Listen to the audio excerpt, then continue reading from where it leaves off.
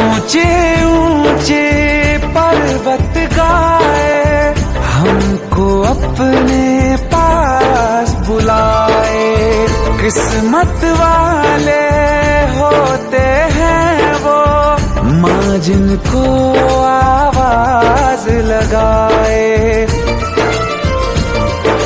सपने में जगदम्बा ने अपना द्वार दिखाया है, आज तो रुकना मुश्किल है, माँ का बुलावा आया है। सपने में जगदम्बा ने अपना द्वार दिखाया है, आज तो रुकना मुश्किल है, माँ का बुलावा आया है। आज तो रुकना मुश्किल है, माँ का बुलावा आया है।